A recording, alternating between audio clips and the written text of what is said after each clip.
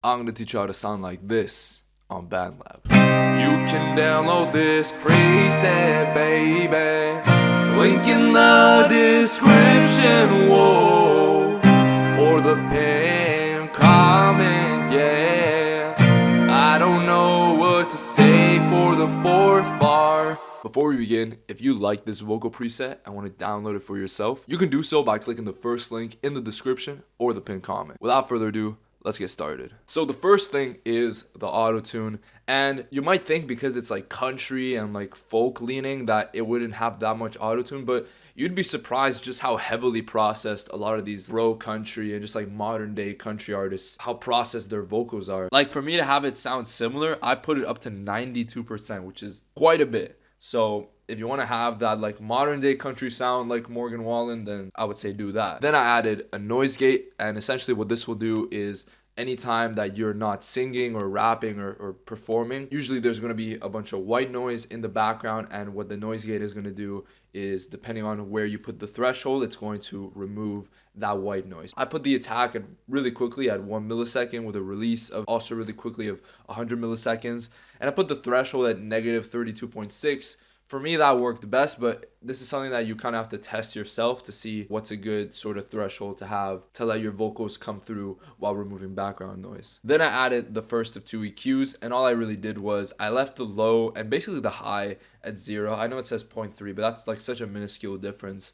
And then I went to the mid sweep. I found the frequencies that were the most annoying to me, so around 584 hertz. And with the mid knob thing, I lowered it down to negative 2.1 decibels. Not removing it entirely, obviously, but just enough to not make it so omnipresent in the mix. Then I went a little more surgical with the graphic EQ. So what I did was anything under 100 hertz, as you can see, I lowered it negative 4.4 decibels. From 200 hertz to 800 hertz, I boosted it around 2 decibels. I thought that was appropriate. And then everything else I left basically at 0. There's a 0.6 decibel increase in the 1.6 kilohertz, but it's such a minuscule thing. If you're trying to level up your music career and want to upload your music to Spotify, Apple Music, you name it, click the second link in the description, because that's going to get you 7% off of DistroKid, the best music distribution platform on the internet. It's already only 20 bucks for you to upload an unlimited amount of songs and albums, so 7% off that is even better. Again, second link in the description. Now back to the tutorial. Then I added a de-esser, and essentially this is to remove the sharp S sounds that appear in your vocals sometimes. I went to the frequency knob and put it around 9,000. I thought that was the most appropriate. And then the threshold, I really didn't de-ess it that much.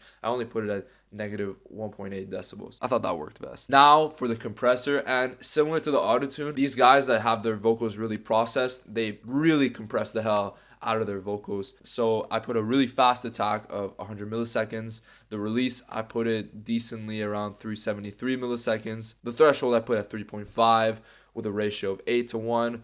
Which is pretty standard for vocal compression. And then I put a makeup gain of 6.4. Finally, I added a studio reverb. It's one of those things where you don't really hear it at the beginning, and I wish there was like a pre-delay setting in one of these reverbs. It would be much more professional, but this works regardless, where it'll mostly just be like a tail end that you'll hear in the background. But it's not, please, for the love of God, do not overindulge in reverb. That's like the number one thing I hear with new artists and producers, that just makes me know they have no idea what they're doing, where they add so much reverb, it's insane. Like it just sounds like you're in a bathroom. So 39% really isn't even that much in the grand scheme of things, because it gets drowned out a lot by the instrumental. And like I said, it's just like the decay tail end that you hear at the very end that gives it that nice touch that I like. Then for tone, I put it at 64%, and room size I put at 30%. Again, if you like the example I used at the beginning and want to download that vocal preset, you can do so by clicking the first link in the description or the pinned comment. Make sure to subscribe and hit the bell for more tutorials like this. I do it on a wide array of genres and artists. It doesn't matter from what country, it doesn't matter from what style. I'll do it. Just comment below, and I'll see you guys in the next video. Peace.